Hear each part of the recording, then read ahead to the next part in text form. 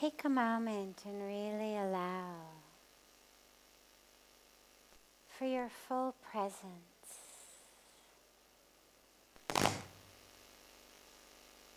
your full awareness.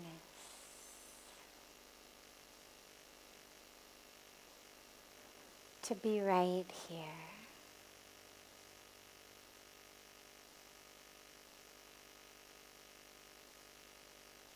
Allow the power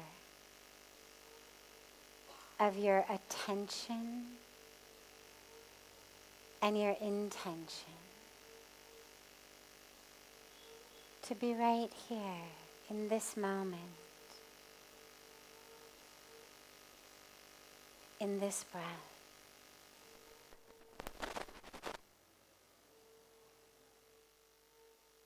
Just fully arrive.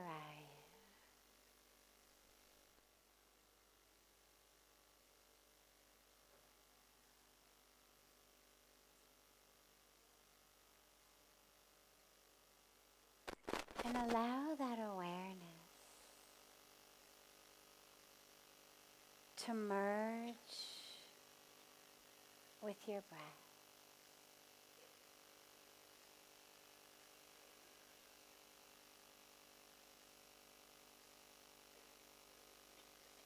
Don't try to change the breath, but just allow your awareness to fully merge with it. So as the breath flows in and out like the waves of the ocean, you are just merged into that breath, flowing in, flowing out,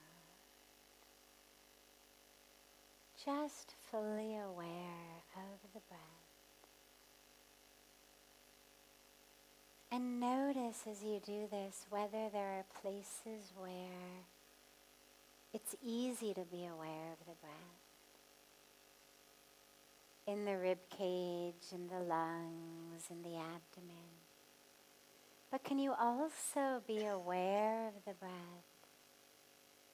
just as it begins to enter you? Just as it barely is blowing across that little space just under your nose, above your lip. Can you be aware of the breath even from there? Before it even enters the body, can it enter your awareness?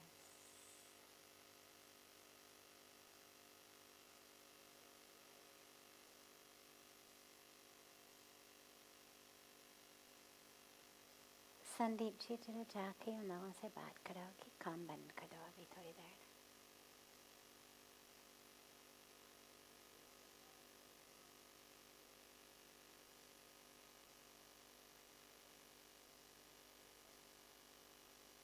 Can you feel that awareness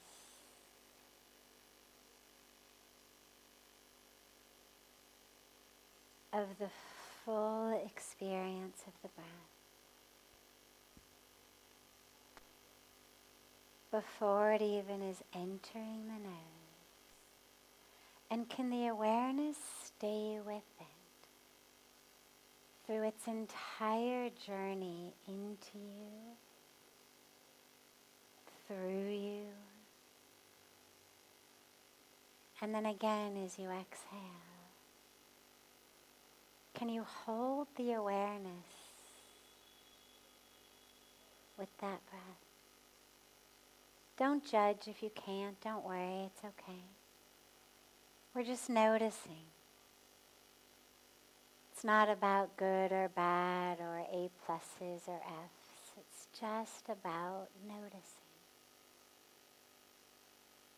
Just seeing how fully aware you can be.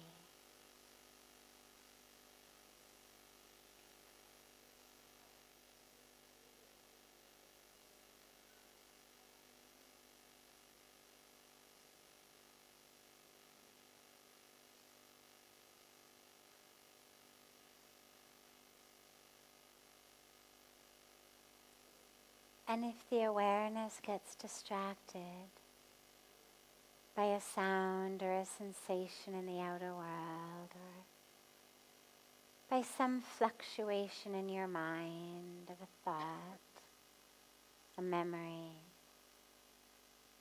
an emotion, whatever it may be, don't worry. Just as soon as you notice that you've been distracted, just bring back the awareness. Just bring it back to the breath.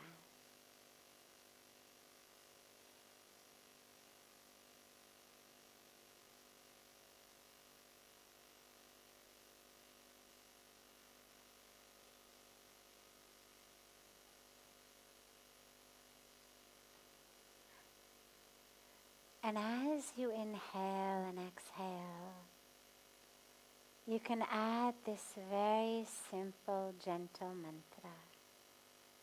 The mantra is so hum. It means I am that. I am that. I am the universe. I am the creator. I am the creation. There is nothing I am not. I am it all. So as you inhale, just allow yourself gently, sort of in the background of your consciousness, to chant so.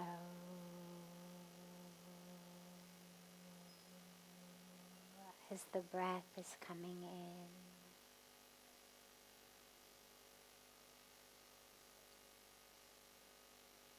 And as the breath is going out,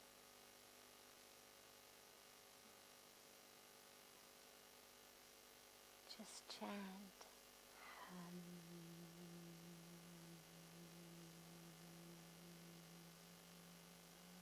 Silently to yourself on the exhalation. Just allow that sound to remind you. You are one with everything.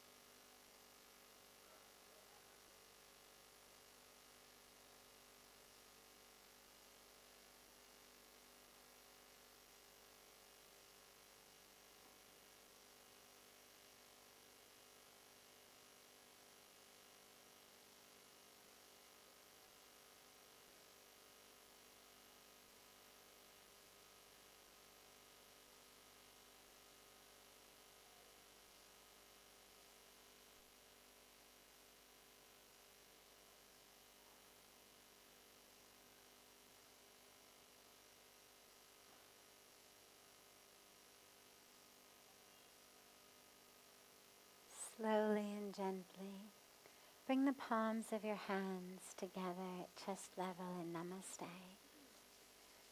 And rub the palms of your hands against each other.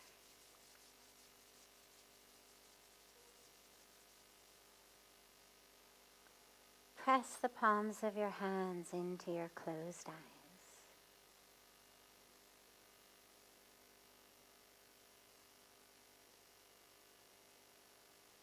And slowly lower your hands and open your eyes.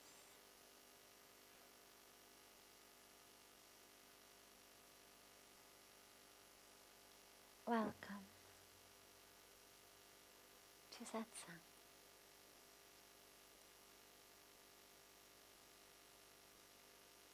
Beautiful to be able to be back outside tonight with this much cooler but dry weather.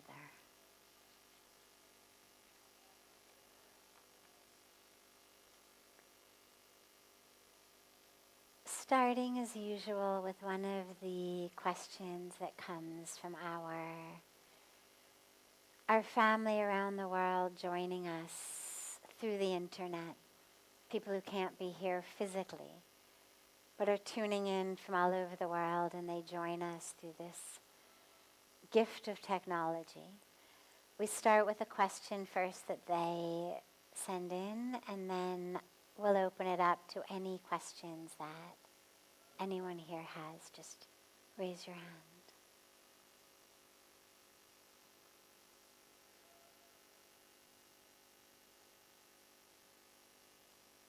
How do you think we should want to be remembered from Mary in Temecula?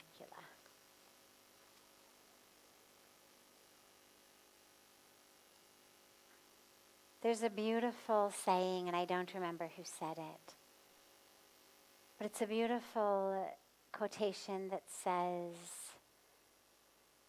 "No one will remember what you said or what you did, but what they will remember is how you made them feel." That people will remember how they felt when they were with you. And to me, that's really, regardless of whether people can remember what you said or did, I think that's really the most important piece, because if all you're remembering is facts or words of that which happened in history, oh, this person did that or said this, it's just a historical happening, it happened and now it's over.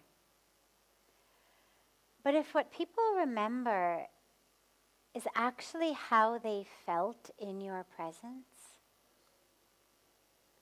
then they should be able to connect with that even when you are no longer here in your body.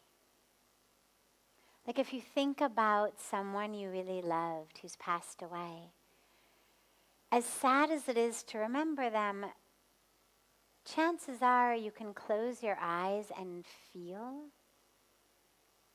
what it was like to be loved by them, what it was like to be in their presence, in their lap, in their arms. We remember it, and then we feel that in us. And, you know, when I look around, I see people with little smiles on their faces, because it makes us remember that. Not just as an event that happened, but actually in something I'm able to access in this moment. And so to me, I would want to be remembered by how people felt, by how my presence, my words, my actions, whatever it was, how that made people feel. Because that's the point. It's about changing how we feel. Taking people from pain to an end of pain, from suffering to an end of suffering, from confusion to an end of confusion. I mean, even regardless of what your role on earth may be or your dharma on earth may be, even if it's not as a spiritual teacher, don't worry. Still, ultimately, the goal is the same, that we should be able to make people feel joy, love, peace, understanding. Right? I mean, as we move through the world, you may think you want power or, you know, for people to be afraid of you, but ultimately what we want is for people to feel connected to us, to feel love. And that love comes because on some level we have touched a place in them that is love. We have catalyzed an experience of love in them. So I think we should want to be remembered by how people felt around us, and enable them, therefore, to remember us experientially in their bodies, in their energetic bodies, in their hearts, even when we're no longer there.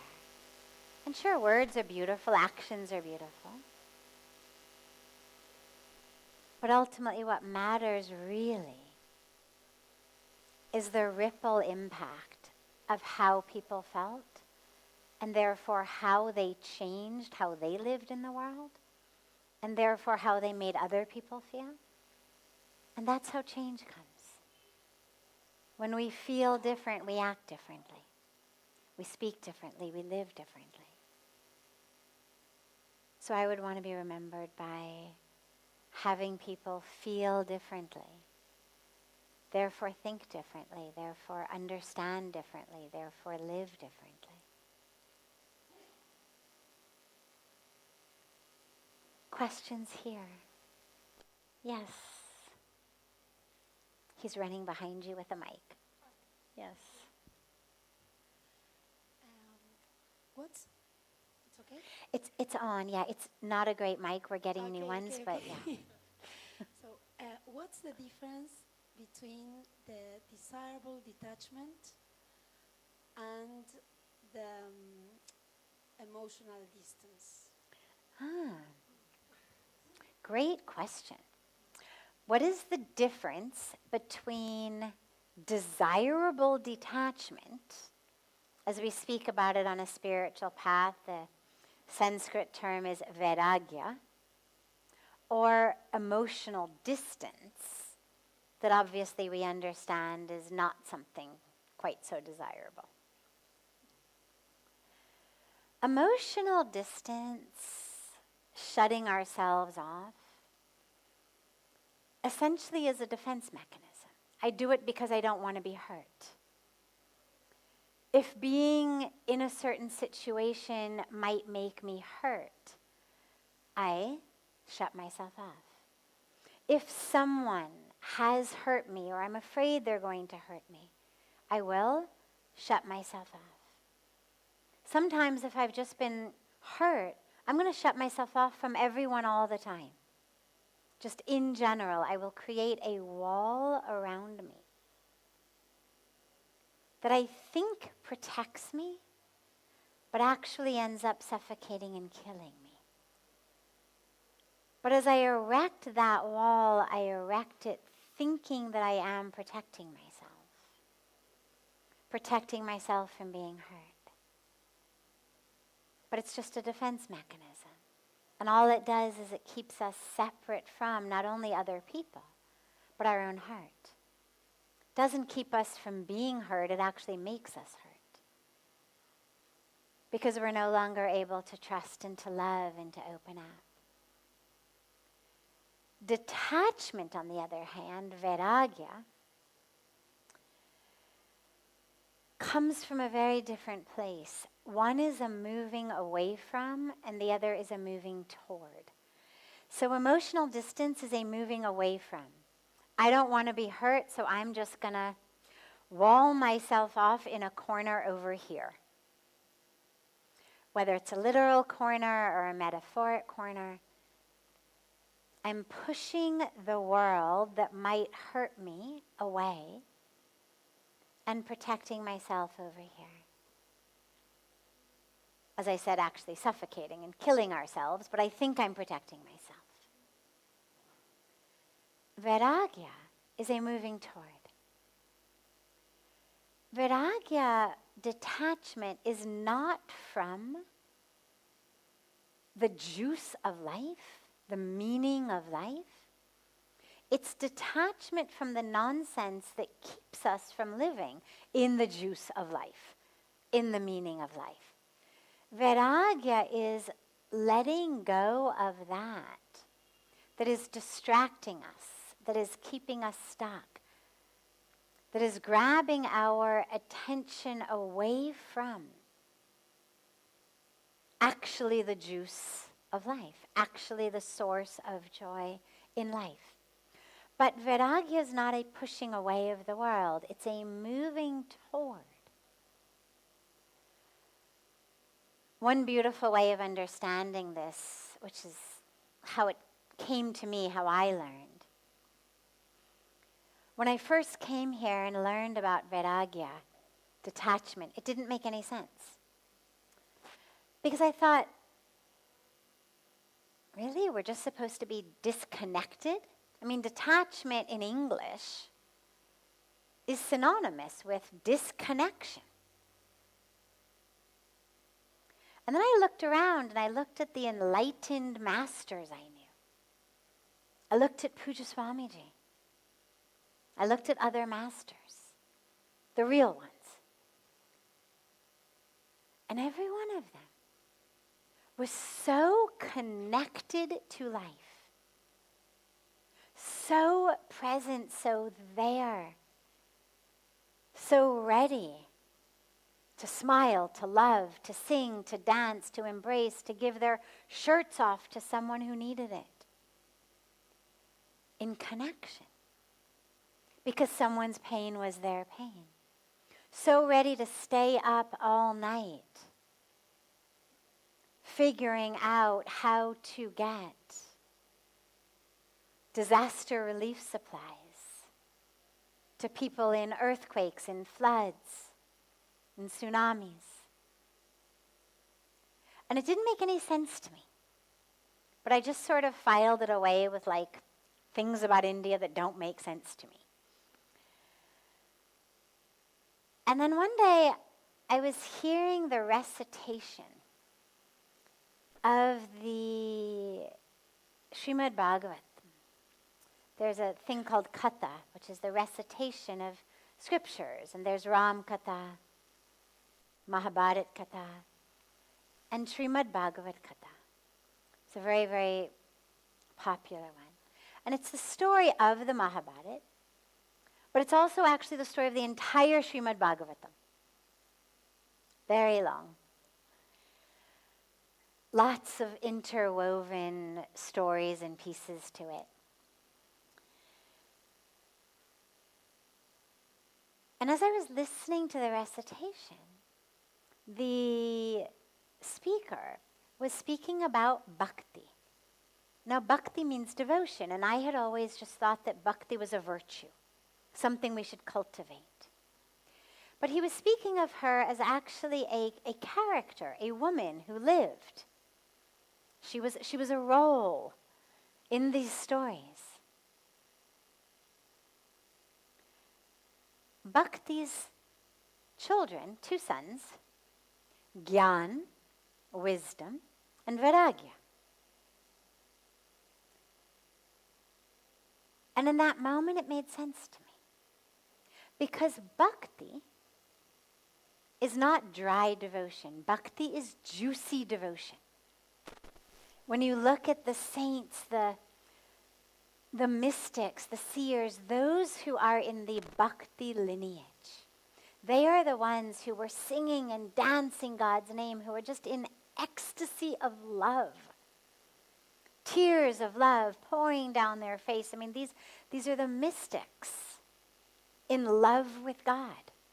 Juicy devotion. In Hindi, they say ras, means juice, essence.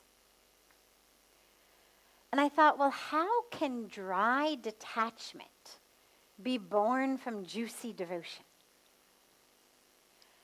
And what I realized was that actually detachment was not the correct English translation of vairagya. That it actually is reattachment. That you begin by attaching yourself to God, to bhakti. You can't get a son without the mother. So we have to begin with bhakti, with love for God. When you have love for God, in that ecstatic, juicy way, well, naturally your attachment to like all the little, small kind of nonsense, who's saying what to whom, who's wearing what, who's talking to whom, whose car is bigger than whose car, whose house is bigger than whose house, whose bank account is bigger than whose bank account, like that stuff, you automatically detach from it. Because you are immersed in love for God.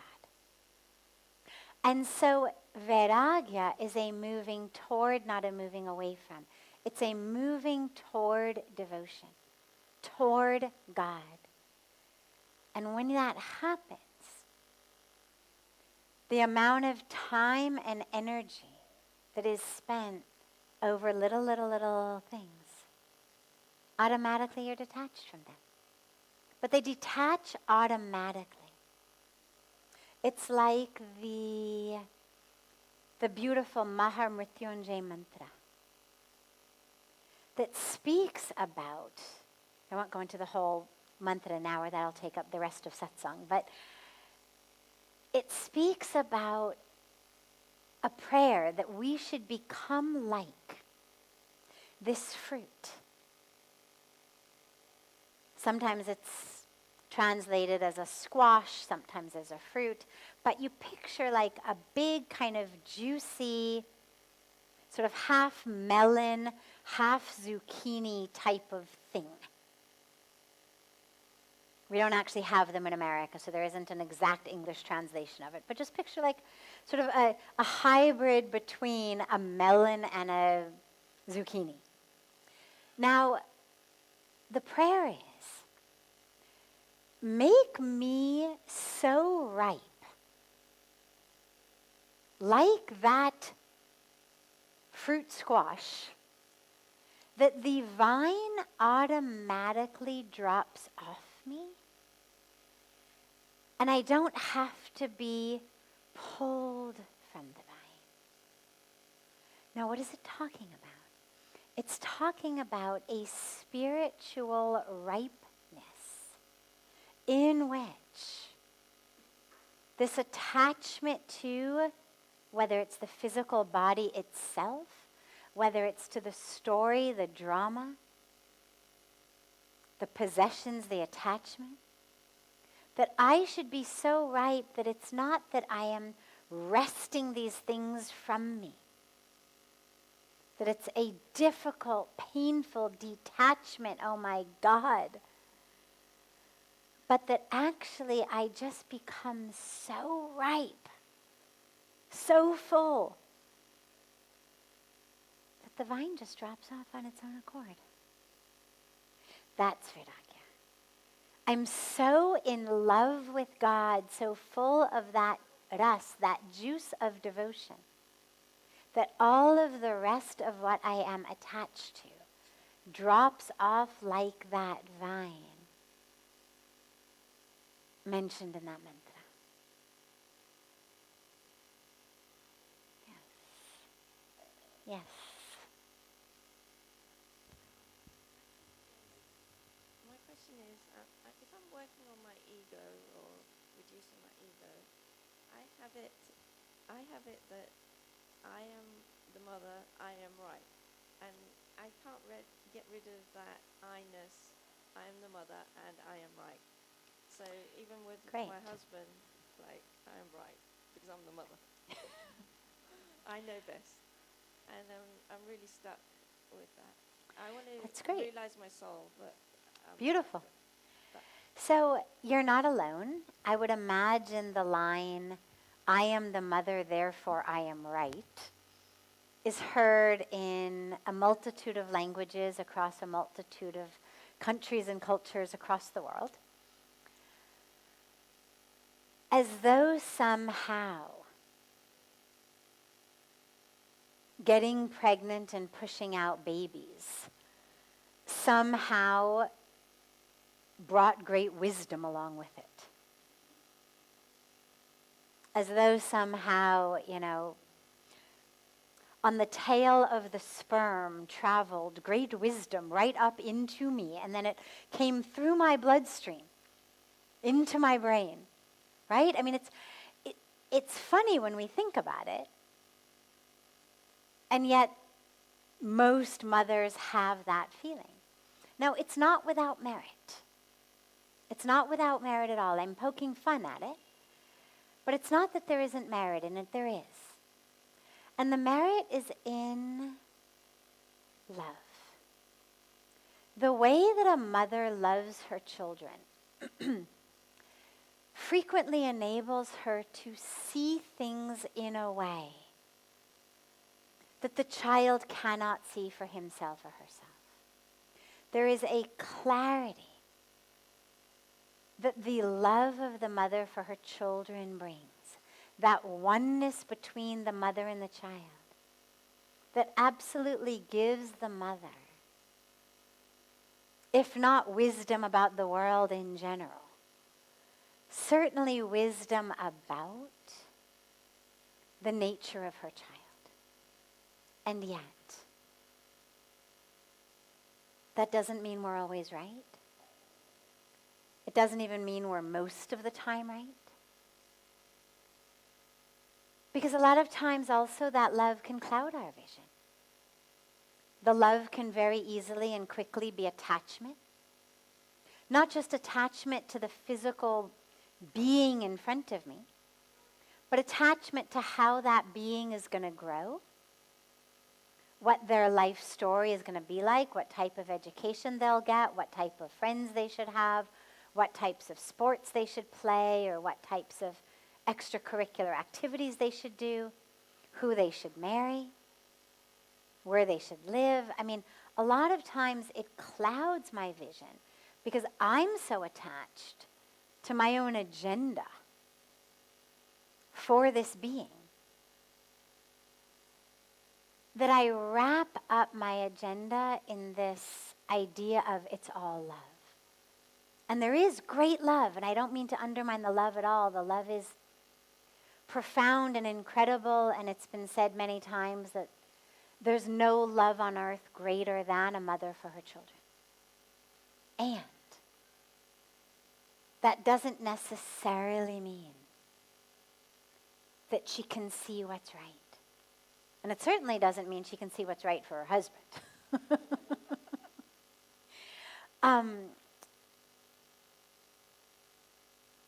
There's a beautiful poem by one of my favorite poets named Khalil Gibran. And I highly recommend it. It's a poem called On Children. But I recommend it to both parents and children because it's a poem that describes really the ideal parent-child relationship. What as parents we should give, what we should not. And there's a line in it that says, and he's speaking to the parents, you can give them your love, but not your thoughts, because they have their own thoughts. And you may seek to be like them, but try not to make them like you, because time does not move backwards. I've paraphrased that, but it's close. And it's really important to not mix up love and thoughts.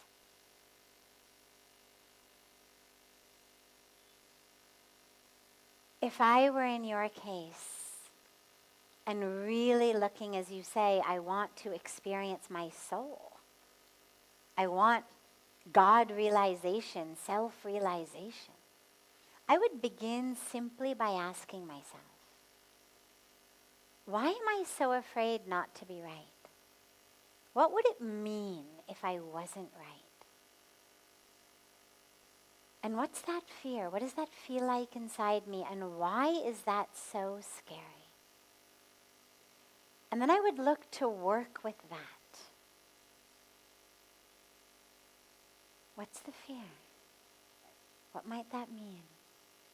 What death grip of control would I have to loosen a bit over the current situation and sit in a place of perhaps, oh my God, not knowing, which is scary. Because if I don't know what's right for my child, how can I know anything at all? I mean, that would be the clearest piece of knowledge that I have, and if I'm not always right about that, maybe it means I don't actually know anything at all. And that's really scary. But it's also extraordinarily freeing. Extraordinarily freeing. Because then you realize that you become this blank slate. The moment we realize I don't actually know anything. If you can allow yourself to drop through the terror of that into the ecstatic freedom of that, it's very beautiful. Because it then enables us to become like sponges and soak up wisdom everywhere.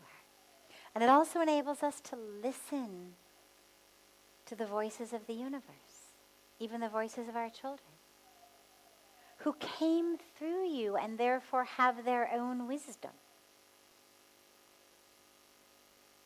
There's a trust and a letting go and a surrender that's really important. And if what you want is to touch that truth of the soul, then you have to let go of this attachment to the role of the always right mother. But think of it as a beautiful, fun opportunity. I have to imagine that your husband and children will be very excited at the idea of possibly ever being right.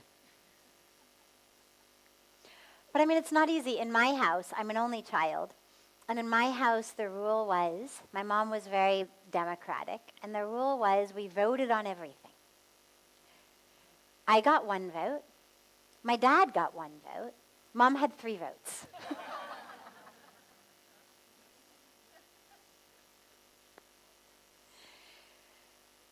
So this is universal. This is universal.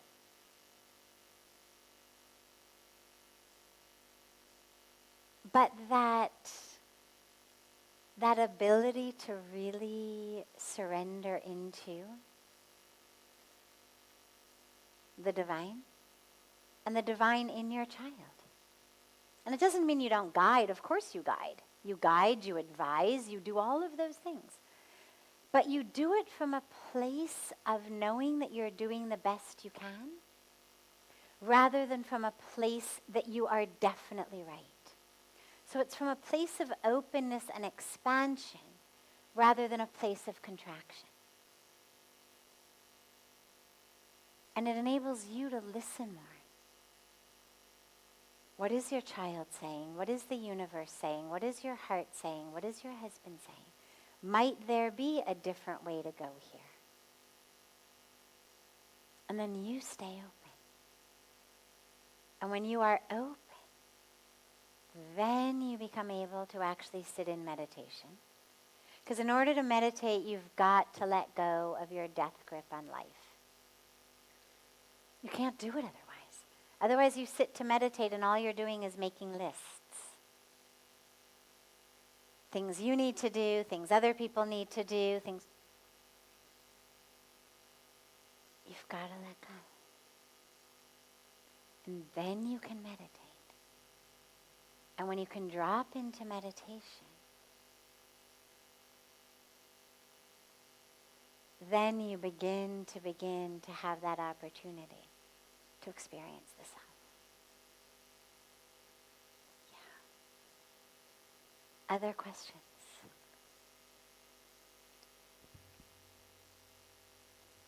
How do you find the right guru?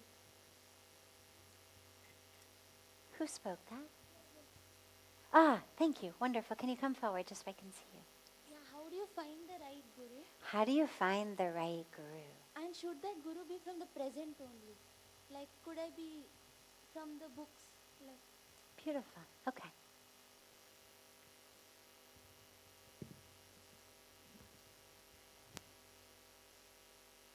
So last night I was explaining that the actual word guru, the Sanskrit word, means the one who removes the darkness and brings the light.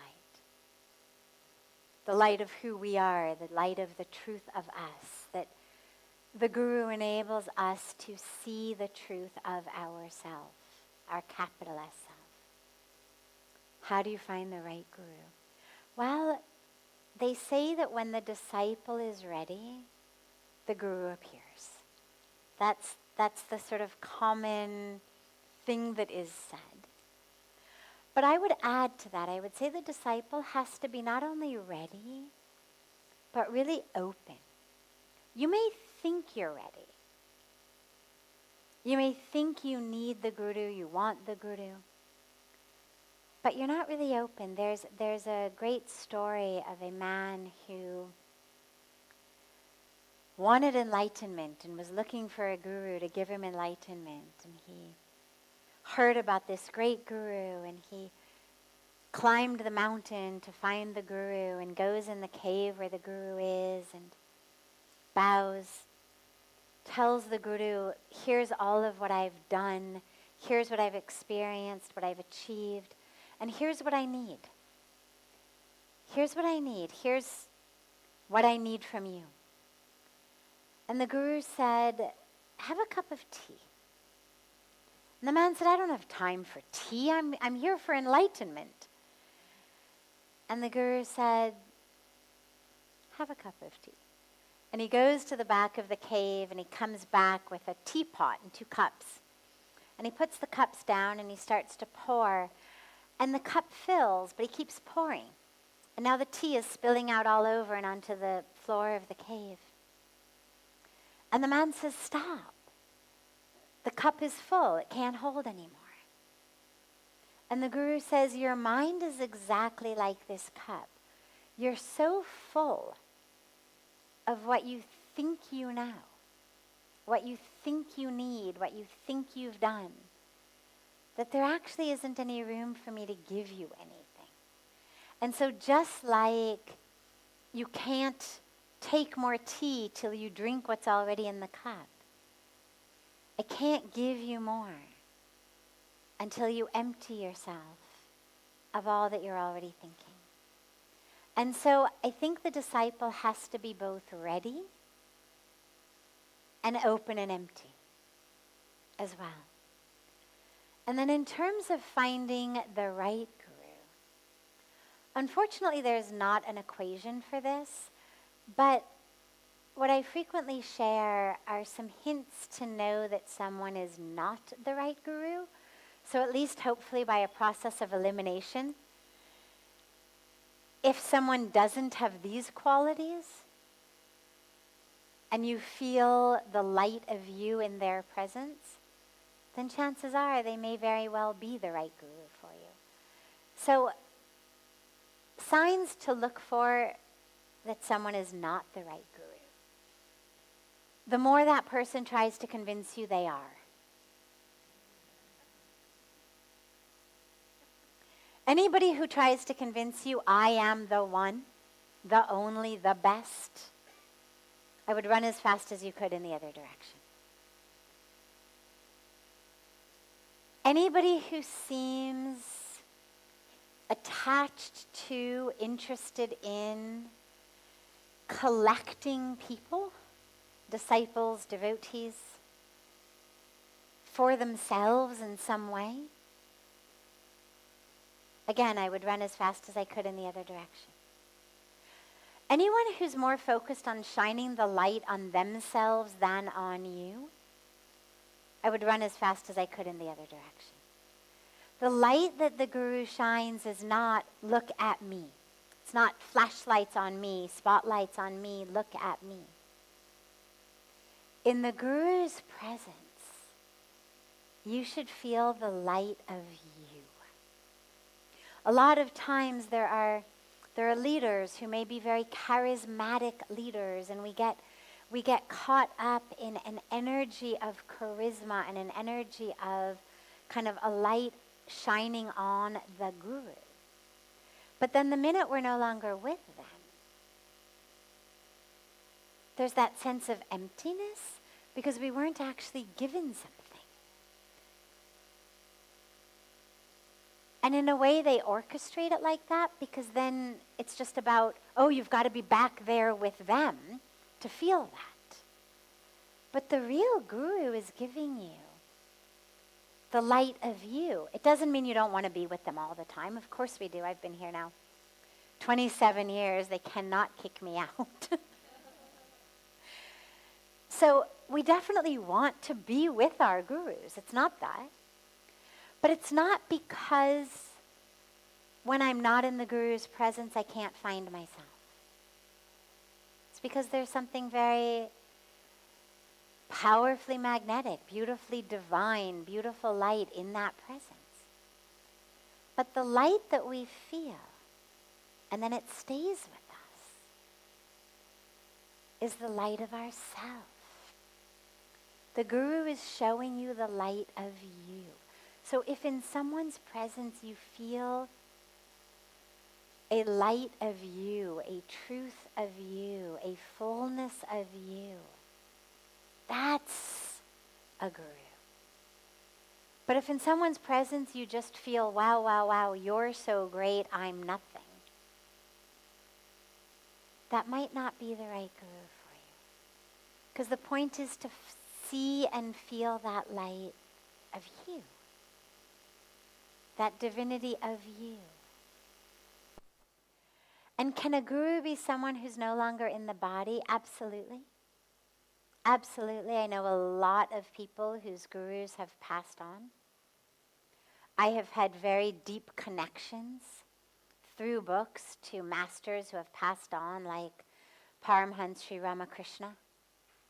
I've had incredibly ecstatic experiences of his presence just from reading the book. So yeah, absolutely. The problem with that is if you're looking for guidance and lead and somebody to lead you in your life, it's really helpful to have a Guru who's in their body. Because otherwise the ego gets very clever and very cunning and starts trying to push you and lead you in different directions. And if you don't actually have a living Guru saying, what are you thinking? It's very easy to get swept up by the games of the ego.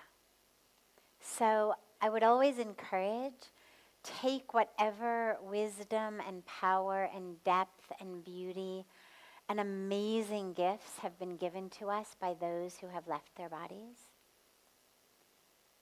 But if you're looking for guidance in this very human existence, in this karmic journey, it's really helpful to also have a Guru who's actually in their bodies.